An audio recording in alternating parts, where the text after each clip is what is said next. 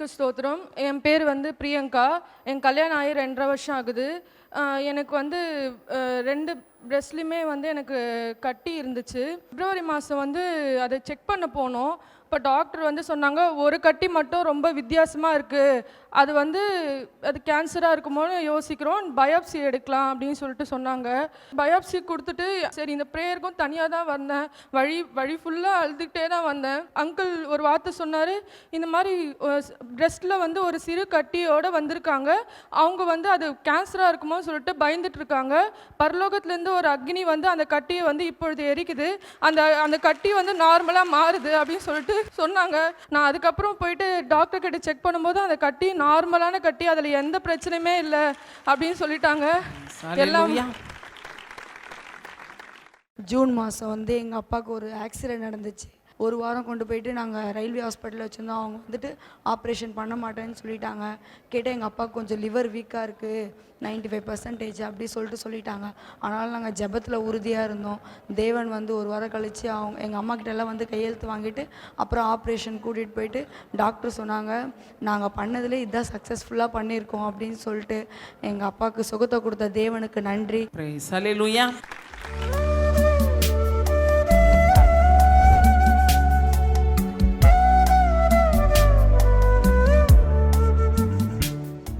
கிறிஸ்துவுக்குள் மிகவும் பிரியமான எனதர்மை சகோதர சகோதரிகளே, நம்மை சிருஷ்டித்தவரும் நம்மை உண்டாக்கினவரும் நம்மை ஒருபோதும் மறந்து போகாதவருமாகிய இயேசு கிறிஸ்துவின் ஏற்ற நாமத்தினாலே உங்கள் எல்லாரையும் வாழ்த்தி ஆசீர்வதிக்கிறேன். அல்லேலூயா. எல்லாரும் சந்தோஷமா இருக்கீங்களா? இந்த நாளிலும் ஆண்டவருடைய பாதப்படியில் அமர்ந்து, ஆண்டவரே, என் பிள்ளைகளுக்கு நீர் கொடுக்கிற மங்கள வார்த்தை என்ன வார்த்தை சொல்லி பிள்ளைகளை ஆசீர்வதிப்பது பரலோக தேவனுடைய திட்டமாக இருக்கிறது. கண்ணீரோடு தேவ சமூகத்தில் ஜெபத்தில் தரித்திருந்த பொழுது கர்த்தர் கொடுத்த மங்கள வார்த்தை வாசிக்கலாம். சங்கீதம் 52:8. நானோ தேவனுடைய ஆலயத்தில் பச்சையான ஒலிவ மரத்தை போலிருக்கிறேன். தேவனுடைய கிருபையை என்றென்றைக்கும் நம்பி இருக்கிறேன். நானோ தேவனுடைய ஆலயத்தில் பச்சையான ஒலிவ மரத்தை போலிருக்கிறேன். தேவனுடைய கிருபையை என்றென்றைக்கும் நம்பி இருக்கிறேன். ஒலிவ மரம் அப்படின்றது ரொம்ப ஸ்ட்ராங்கான மரம். அது காலத்தால் அழிந்து போகாத மரம்.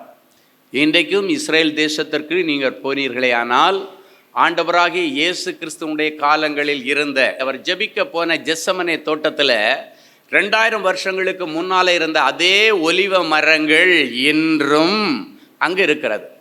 என் அன்பு தேவனுடைய பிள்ளைகளே, அந்த ஒலிவ மரத்தினுடைய சிறப்பே அழியாதபடி நிலைத்து நிற்கிறது தான் ஒலிவ மரம். இவன் என்ன சொல்லுகிறான்? நான் கர்த்தருடைய ஆலயத்திலே பச்சையான ஒலிவ மரத்தை போல இருக்கிறேன். காட்டில் நிற்கிற, தோட்டத்தில் நிற்கிற ஒலிவ மரமே பச்சையாக இருக்குன்னா, கர்த்தருடைய ஆலயத்தில் நிற்கிற ஒலிவ மரம் எவ்வளவு செழிப்புள்ளதாக இருக்கும், எவ்வளவு உறுதியாயிருக்கும். இருக்கிற எண்ணெயிலேயே உலகத்திலேயே ரொம்ப விலை உயர்ந்தது எதுன்னா ஒலிவ எண்ணெய், ஆலிவ் ஆயில் தான்.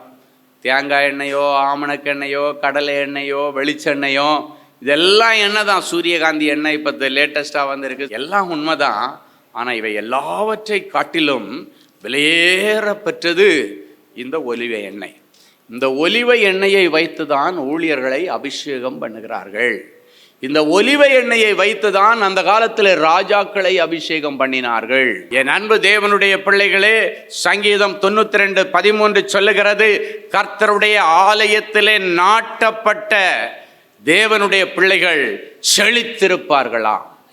தேவனுடைய ஆலயத்திலே நாட்டப்பட்டவர்கள் எங்கள் தேவனுடைய பிரகாரங்களில் செழித்திருப்பார்களாம். அப்படின்னா, ஆண்டவருடைய ஆலயத்தில் நீ நாட்டப்பட்ட பச்சையான ஒலிவ மர கன்றா இருந்தேன்னா லைஃப் ஃபுல்லாக உங்களுக்கு செழிப்பு தான். அல்லேலூயா. இன்னைக்கு செய்தியை கர்த்தருடைய ஆலயத்தில் நாட்டப்பட்டவர்களுக்கு ஆண்டவர் வைத்திருக்கிற ஆசீர்வாதங்கள், ஆண்டவருடைய ஆலயத்திலே பச்சையான ஒலிவ மர கன்றுகளைப் போல. இங்கே ஆண்டவருடைய ஆலயத்தில் வந்திருக்கிறவங்க ஏதோ கொஞ்ச நாள் பச்சை பச்சைன்னு இருந்துட்டு அதுக்கப்புறம் கரிந்து போகிற அளவுக்கு தேவனுடைய பிள்ளைகள் இருக்கக்கூடாது. அதற்காகத்தான் ஒவ்வொரு ஞாயிற்றுக்கிழமையும் ஆண்டவர் சபை கூடுதலை வைத்திருக்கிறார். கொஞ்சம் சார்ஜ் கம்மியானாலும் உங்களுக்கு தேவையான தண்ணீரை பாய்ச்சி வேத வசனமாகிய எருவை போட்டு பரிசுத்த ஆவியானவராகிய தண்ணீரை பாய்ச்சி நீங்கள் நாளுக்கு நாள் பச்சை பசேன்னு இன்னும் அதிகமாய் வளரவும் கனி கொடுக்கவும் ஆண்டவருக்குள்ளே நிலைத்திருக்கவும் தான் இந்த சபை கூடி வருதலை கர்த்தர் உங்களுக்காக வைத்திருக்கிறார். அல்லேலூயா. கர்த்தருடைய தேவாலயத்தில் வருகிற பிள்ளைகளுக்கு ஆண்டவர் என்னென்ன வைத்திருக்கிறார்?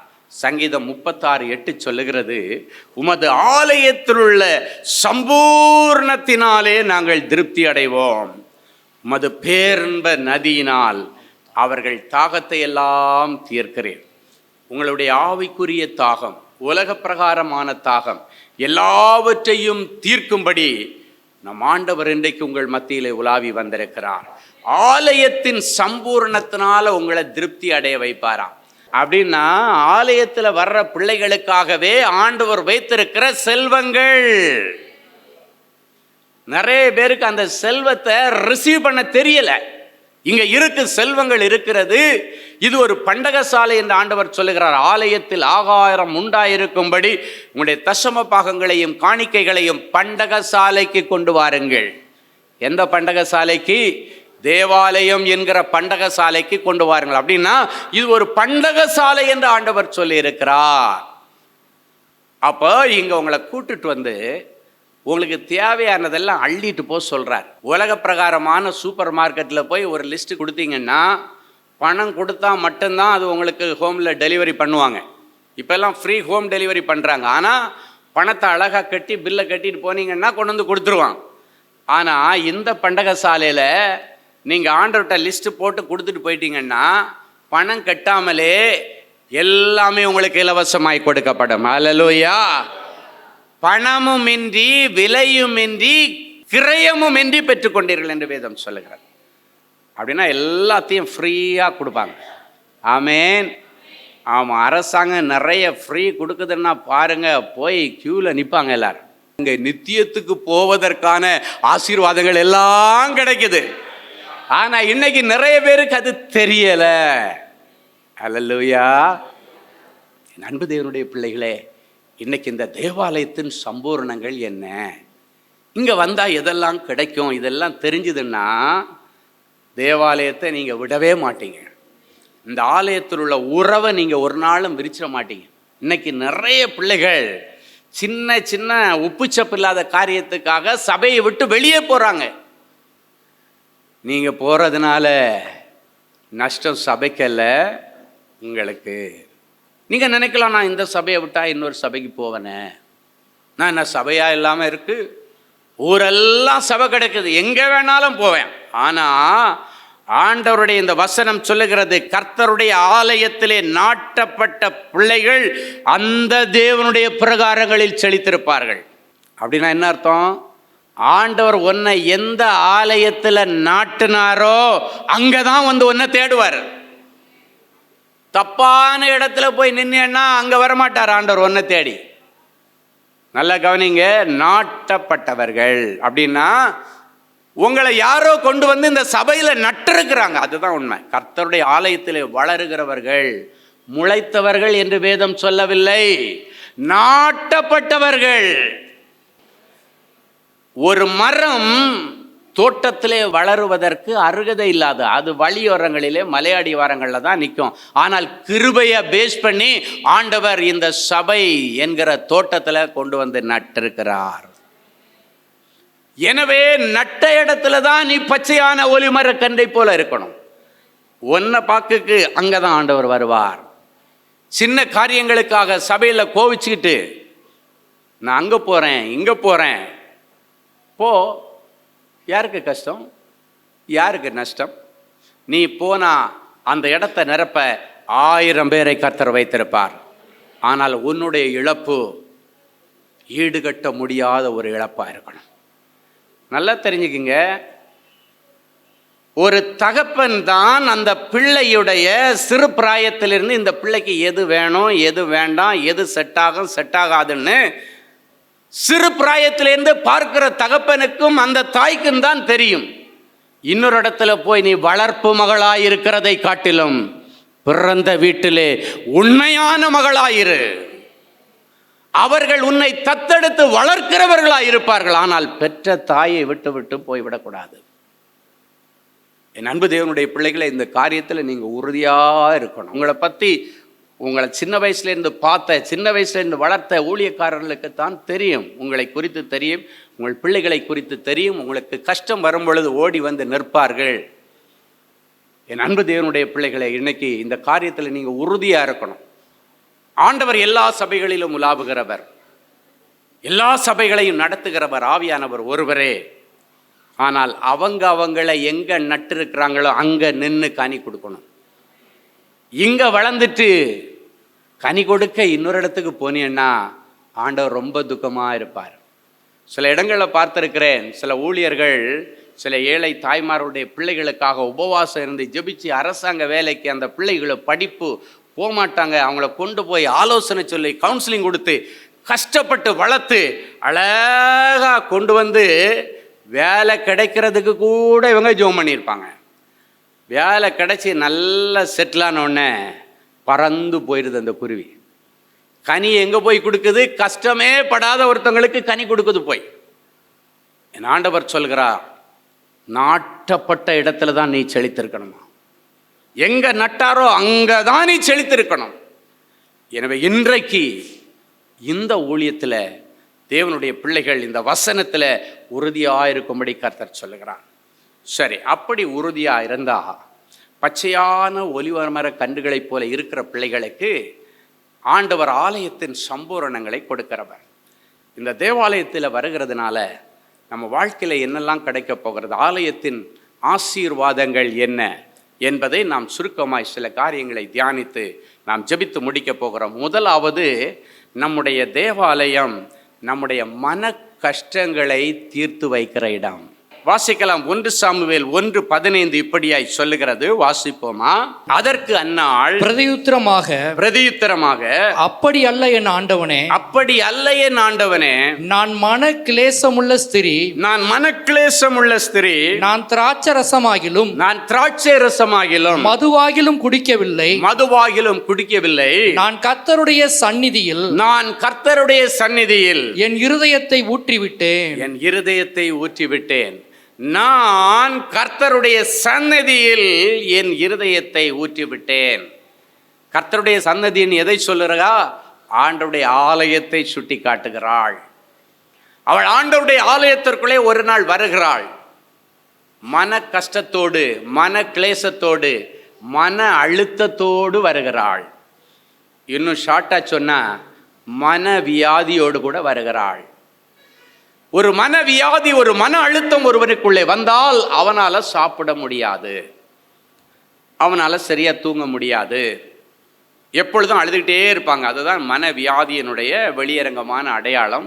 சாப்பிட மாட்டாங்க, சரியாக தூங்க மாட்டாங்க, ஒவ்வொருத்தர் பேசின அந்த தீய வார்த்தைகளை மனசில் போட்டு கன்ஃபியூஸ் பண்ணிகிட்டே இருப்பாங்க. இந்த அன்னாளுடைய நிலைமை அப்படித்தான் இருந்தது. எப்பொழுது வரைக்கும்? ஆண்டவருடைய தேவாலயத்திற்கு வருகிறது வரைக்கும் அவள் மன கிளேசத்திலே இருந்தாள், மன துக்கத்திலே இருந்தாள். அவளுடைய சகோதரியாகிய பெனினாள் இவளுடைய மன மடிவடையும்படி பேசுவாளாம். மன மடிவடையும்படி பேசுவாள் என்று வேதம் சொல்ற. அப்படின்னா மனசு துக்கப்படும்படி குத்தி குத்தி குத்தி பேசுறது. இன்னைக்கு நமக்கெல்லாம் அது கை வந்த கலை. அடுத்தவங்களை குத்தி பேசுறதுல நமக்கு இருக்கிற கலை யாருக்கும் தெரியாத மாதிரி குத்தம். இவங்க நினச்சிட்டு இருக்காங்க இவங்களுக்கு மட்டும்தான் தெரியும், வேற யாருக்கும் புரியாதுன்னு. யாருக்கு புரியுதோ இல்லையோ, ஆண்டவருக்கு நல்லா புரியும், ஜாக்கிரதையா இருங்க. குத்தி குத்தி பேசிட்டு இருக்கிறான். எதனால? இவளுக்கு ஒரு ஆசீர்வாத குறைவு, குழந்தை இல்லை. ஆனா அவளுடைய புருஷன் எவ்வளவோ அவனுக்கு கவுன்சிலிங் கொடுக்குறான். இவளுடைய மன அழுத்தத்திலிருந்து அவளை வெளியே கொண்டு வர்றதுக்கு கவுன்சிலிங் எவ்வளவோ கொடுக்குறான். எப்படி கவுன்சிலிங் கொடுக்குறான்? ஆறுதலான வார்த்தைகளினாலே. அதனாலே கவலைப்படாதம்மா, நான் ஒரு புருஷன் உனக்கு 10 பிள்ளைக்கு சமம். அவ வேணா சொல்லிட்டு போட்டு நீ ஏன் கவலைப்படுற? நான் அதை பற்றி உங்ககிட்ட இது வரைக்கும் பேசியிருக்கிறேன்னா? நான் அதை பற்றி உங்ககிட்ட கேட்டிருக்கிறேன்னா? நான் ஒன்றுமே கேட்கலையே. நான் ஒரு புருஷன், உனக்கு 10 பிள்ளைக்கு சமம். இதுக்கு பேர் தான் கவுன்சிலிங். நல்ல ஆறுதலின் ஆலோசனை கொடுத்து பார்க்குறான். அந்த கவுன்சிலிங் எல்லாம் அவளுக்கு எடுபடவே இல்லை. புருஷன் சொன்னால் சில நேரங்களுக்கு எடுப்படாது. வெளியேருந்து ஒருத்தர் வந்து சொன்னால் சில நேரத்தில் சிலர் எடுத்துக்குவாங்க. இந்த சூழ்நிலையில் மனசு துக்கத்தின் உச்சக்கட்டத்துக்கு போகுது. மன அழுத்தத்தின் உச்சக்கட்டத்தில் சாப்பிட மாட்டேன்றா, சரியா தூங்கலை. அப்போதான் ஒரு நாள் திடீர்னு கர்த்தருடைய ஆவியானவருடைய இருதயத்திலே ஏவினத நிமித்தம் அவளுக்குள்ளால ஒரு உள்ளங்கையளவு விசுவாசம் வந்துட்டு. என்ன விசுவாசம்? இவெல்லாம் பேசுகிறான்னு நான் எதுக்கு கவலைப்படணும்? எனக்கு அடைக்கலம் கொடுக்கிற அடைக்கல பட்டணமாம் கர்த்தருடைய தேவாலயம் ஒன்று என்று இருக்கிறது. என் மனசுல இருக்கிற மன கஷ்டங்களை இறக்கி வைக்கிற ஒரு இடம் இருக்கிறது. வருத்தப்பட்டு பாரம் சுமக்கிறவர்களே, நீங்கள் எல்லாரும் என்னண்டையிலே வாருங்கள், நான் உங்களுக்கு இளைப்பாறுதல் தருவேன் என்று எனக்கு இளைப்பாறுதல் கொடுக்கிற கர்த்தருடைய தேவாலயம் ஒன்று இருக்கிறதே. இன்னைக்கு நான் அங்கே போகிறேன். இன்னைக்கு ஆண்டவரிடத்தில் நியாயம் கேட்காம வரமாட்டேன். என் மனசில் இருக்கிறதெல்லாம் ஆண்டவரிடத்தில் கொட்டி தீர்த்துட்டு வந்துடுறேன். மனசில் இருக்கிற பாரம் எல்லாத்தையும் இறக்கிட்டு வச்சுட்டு வர்றேன்னு சொல்லி உற்சாகமாக எங்கே வந்தா தெரியுமா? ஆண்டவருடைய ஆலயத்துக்குள்ளே வர்றான். அவளுடைய செய்கைகள் வித்தியாசமாக இருக்கிறது. காரணம், அவள் டிப்ரெஷனில் போயிட்டா. அவள் என்ன செய்கிறான்னு அவளுக்கே தெரியல. காரணம், அவ்வளவு வேதனைகள், மன அழுத்தங்கள். அவள் செய்கிற செய்கைகளை பார்க்கும் பொழுது குடித்து வரித்தவர்களைப் போல மற்றவர்களுடைய கண்களுக்கு தெரிகிறது. ஏலி வந்து கேட்குறான், என்னம்மா வித்தியாசமாக இருக்கிற? ஏன்னா வசனம் சொல்லுகிறது, அவளுடைய உதடுகள் மாத்திரம் படப்படன்னு அடிச்சிட்டு இருந்தான். வார்த்தைகள் வெளியே வரவில்லை. அழுதுகிட்டே இருக்கிறா. சில குடிகார மாதிரி குடிச்சிட்டான்னா அழ ஆரம்பிச்சிருவான். பார்த்துருக்கீங்களா? அழுவான். இல்லைன்னாச்சுன்னா ரொம்ப சிரிப்பான். வித்தியாசமாக இருக்கும். ஒன்றில் ஒரே அழுக, எதையோ சொல்லி அழுவான். இல்லைன்னா ஒரே சிரிப்பு, இல்லை ஒரே சண்டை, ஏதோ ஒன்று வித்தியாசமாக நடக்கும். அதே போல தான் என்னுடைய செய்கையில் வித்தியாசம் இருந்த உடனே ஏலி கேட்கிறான், என்னம்மா என்ன பண்ணிட்டு வந்திருக்கிற நீ? மதுபானமோ திராட்சை ரசமோ குடிச்சிட்டு சர்ச்சில் வந்துட்டியா? இப்படியெல்லாம் வரலாமா நீ? அப்படின்னு அவ மனசு உடைஞ்சு சொல்கிற, அப்படி அல்ல என் ஆண்டவரே, நான் மதுவாகிலும் திராட்சை ரசமாகிலும் ஒன்றும் குடிக்கவில்லை. நான் மனக்லேசம் உள்ள ஸ்திரீ, மன கஷ்டமுள்ள ஸ்திரீ. நான் மனக்லேசத்தோடு ஆண்டவரிடத்தில் வந்து என்னுடைய மனசில் இருக்கிற எல்லா கஷ்டத்தையும் ஆண்டவரிடத்தில் நான் இறக்கி வச்சுட்டேன். எனக்கு ஒரு நல்ல சமாதானத்திற்காக நான் இங்கே வந்திருக்கிறேன். நான் என் மனசில் இருக்கிறது எல்லாத்தையும் ஆண்டவரிடத்தில் ஊற்றி கொண்டிருக்கிறேன் என்று சொன்னால், அப்படின்னா நம்முடைய மன கஷ்டங்களை போக்குகிற இடம் தேவாலயம் என்று தெரிந்து மன கஷ்டங்களை எல்லாம் ஒரு இடத்துல இறக்கி வச்சு தன்னுடைய பிரச்சனை எல்லாம் சொல்லி முடிச்சிட்டா. சொல்லி முடிச்சிட்டு போய் சந்தோஷமாக சாப்பிட்டாலாம். எதுக்கு அடையாளம் தெரியுமா? என் மனசில் இருக்கிற கஷ்டத்தை ஆண்டவரிடத்தில் இறக்கி வச்சுட்டேன். இனி நான் சுமக்க தேவையில்லை. இதுக்கு மேலே நான் சுமக்க வேண்டாம். இந்த கஷ்டத்தின் மத்தியிலே எனக்கு உதவி செய்கிற ஆண்டவரை தேடி போயிருக்கிறேன். கண்டிப்பாக என்னுடைய அவமானத்தை போக்குவார் என்கிற நிச்சயத்தோடு போய் சாப்பிட்டாளாம். வேதம் சொல்லுகிறது, சில நாட்களுக்குள்ளே அன்னாள் கர்ப்பவதி ஆனாளாம். அப்படின்னா என்ன அர்த்தம்? எவ்வளவோ டாக்டரிடத்தில் போயிருப்பா, இந்த மன அழுத்தத்திற்கு விடிவு காலம் வரவில்லை. எத்தனையோ தெரிந்தவரிடத்தில் போயிட்டா, அவளுக்கு அதற்கெல்லாம் விடிவு காலம் வரவில்லை. என்றைக்கு தேவாலயத்திற்கு வந்தாளோ, தேவாலயத்தின் சம்பூரணங்களில் ஒன்று உன் மன கஷ்டங்களை தீர்த்து வைக்கிற ஆசீர்வாதம். அல்லேலூயா. அடுத்த முறை அதே தேவாலயத்திற்கு வருகிறாள். அதே 1 சாமுவேல் 2:1 சொல்லுகிறது, அப்பொழுது அன்னாள் ஜெபம் பண்ணி என் இருதயம் கர்த்தருக்குள்ளே களி கூறுகிறது என்று சொல்லுகிறாள். முதல்ல என்ன சொன்னா? என்னுடைய இருதயம் வேதனையோடு வந்திருக்கிறது, நான் மனக்லேசம் உள்ள ஸ்திரீ. முதல்ல தேவாலயத்துக்கு வரும்பொழுது அவளுடைய நிலைமை, முன்னிலைமை மனக்லேசம், மன கஷ்டம்.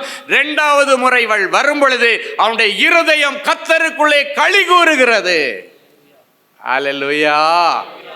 என் அன்பு தேவனுடைய பிள்ளைகளை, சந்தோஷப்படுகிறேன் என்று சொல்லுகிறார். ஆண்டவர் செய்த இந்த அற்புதத்தினாலே, இந்த ரட்சிப்பினாலே நான் சந்தோஷமாய் வந்திருக்கிறேன். உடைய அழுகையை ஆனந்த களிப்பாய் மாற்றுகிற இடம் நம்முடைய ஆண்டவர்.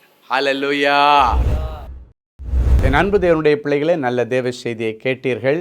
நல்ல சாட்சிகளையும் பார்த்தீர்கள். ஆண்டவரே, நானும் இப்படிப்பட்ட ஒரு அற்புதத்துக்கு தானே காத்துட்டு இருக்கிறேன் அப்படின்னு ஏங்கிட்டு இருக்கிறீங்களா? உங்கள் அற்புதத்துக்காக அப்படியே நீங்கள் முழங்கால்களை தாழ்த்துங்க. இது உங்கள் அற்புதத்தின் நேரம். ஜெபிக்கலாமா? அன்பான ஆண்டவரே, உமக்கு நன்றி. நிறைஞ்ச மனசில் என் பிள்ளைகளை ஆசீர்வதிக்கிறேன். உம்முடைய மங்களகரமான வார்த்தைகளை கேட்டுக்கொண்டு டிவி பெட்டிக்கு முன்னால் முழந்தாள் படியிட்டு, ஆண்டவரே எனக்கு இறங்கும், ஆண்டவரே எனக்கு உதவி செய்யும் என்று கேட்கிற என் பிள்ளைகளுக்கு உடைய உதவிக்கரம் நீட்டப்படட்டும். இன்றைக்கு என் பிள்ளைகள் இந்த செய்தியில் என்னென்ன வார்த்தைகள் எல்லாம் கேட்டாங்களோ அந்த வார்த்தைகள் எல்லாம் இவர்கள் வாழ்க்கையிலே ஆம் என்றும் ஆமேன் என்றும் நிறைவேறட்டும். எல்லா தடைகளை உடைச்சி போடுங்க ஆண்டவரே. தடைகளை உடைக்கிற ஆண்டவரே, என் பிள்ளைகளுக்கு முன்னே செல்லுவீராக. உடைய வியாபாரத்தில் காணப்படுகிற தடைகள், வேலை ஸ்தலத்தில் காணப்படுகிற தடைகள், படிப்பில் காணப்படுகிற தடைகள், ஊழியத்தில் காணப்படுகிற தடைகள், அத்தனை தடைகளையும் உடைச்சி ஆண்டவர் அற்புதம் செய்யும். இவ்வளவு நேரமும் உம்முடைய வாயினாலே நீர் சொன்னீர். இந்த நிமிஷம் அதை கரத்தினாலே என் பிள்ளைகளுக்கு நிறைவேற்றுவீராக. இவர்கள் கேட்ட அத்தனை மங்கள வார்த்தைகளின்படியே என் பிள்ளைகளுக்கு ஆக கடவது நிறைவேறுவதாக நாங்கள் வாழ்த்தி மனதார நாங்கள் ஆசீர்வதிக்கிறோம். எனக்கு இறங்கும் தேவனேன்னு கதறுகிற பிள்ளைகளுக்கு நீர் இரக்கத்தில் ஐஸ்வர்யமுள்ள தேவன் அல்லவா? என் ஒரேளை என் பிள்ளைகளுடைய செய்கைகள் உம்முடைய சமூகத்திலிருந்து என் பிள்ளைகளுக்கு கோபாக்கிறேன் வியாதிகளை கொண்டு வந்திருந்தாலும், கோபாக்கிறேன் இழப்புகளை கொண்டு வந்திருந்தாலும், பிள்ளைகளை கிருபையாய் மன்னித்து என் பிள்ளைகளுக்கு மறுபடியும் வாழ்வதற்கு ஒரு வழியை தாரும். மறுபடியும் என் பிள்ளைகளை இழந்து போனவற்றை பெற்றுக்கொள்ளட்டும். ஆண்டவருடைய சரீரத்தில் இருக்கிற கொள்ளை நோய் இயேசுவின் நாமத்தினாலே மறைந்து போகட்டும். தெய்வீக தொடுதலை தாரும். டிவி பெட்டிக்கு முன்னால் முழந்தாள் படியிட்டு கிடக்கிற என் பிள்ளைகள் உடைய இருதயத்தின் அங்கலாய்ப்புகள் உமக்கு தெரியும் ஆண்டவர். சில காரியங்களை யாரிடத்தில் சொல்லி அழ முடியாமல் என் பிள்ளைங்க கதறிட்டு இருக்கிறாங்க. அவற்றை உங்கள் பாதத்தில் வைத்து நாங்கள் ஜெபிக்கிறோம். இரக்கத்தில் ஐஸ்வர்யமுள்ள தேவனே, என் பிள்ளைகளுக்கு இறங்கி அற்புதங்களை செய்யும். ஒவ்வொருவரையும் தொட்டு குணமாக்கும். கற்பத்தின் வியாதிகள் மாறட்டும் சுவாமி. கற்பத்தில் இருக்கிற கட்டுகளும் கட்டிகளும் மறைந்து போகட்டும். ஒரு சந்ததிக்காய் ஏங்கிக் கொண்டிருக்கிற என் பிள்ளைகளுக்கு இன்றைக்கே ஒரு அற்புதம் நடக்கட்டும். இன்றைக்கே பரலோகத்தின் திரவியம் அவருடைய கற்பத்தை நிரப்பட்ட சுவாமி. யாராவது என்னை கை தூக்கி விடமாட்டாங்களான்னு கதறிக்கொண்டிருக்கிற பிள்ளைகளுக்கு ஆண்டவரே இறங்கி நின்று என் பிள்ளைகளை கை தூக்கி அவர்களை ராஜாக்களோடும் பிரபுக்களோடும் உட்கார வைத்து அழக பார்ப்பீராக. நியாயமான விருப்பங்கள் வாஞ்சிகள் எல்லாம் நிறைவேறட்டும். நிறைஞ்ச மனசில் பிள்ளைகளை ஆசீர்வதிக்கிறேன் இயேசுவின் மூலம் பிதாவே. ஆமேன், ஆமேன். அன்பு தேவனுடைய பிள்ளைகளே, இந்நிகழ்ச்சியின் மூலம் நீங்கள் பெற்றுக்கொண்ட ஆசீர்வாதங்களையும் உங்கள் ஜெப விண்ணப்பங்களையும் அனுப்ப வேண்டிய முகவரி: தேவனின் அன்பு ஊழியங்கள், Vinayak avenue, OMR road, Okkiyam, Thoraipakkam, Chennai 600097. மேலும் 24 மணி நேர ஜெப உதவிக்கு 044 24547999 மற்றும் 9941150999 என்ற எண்களுக்கு தொடர்பு கொள்ளுங்கள்.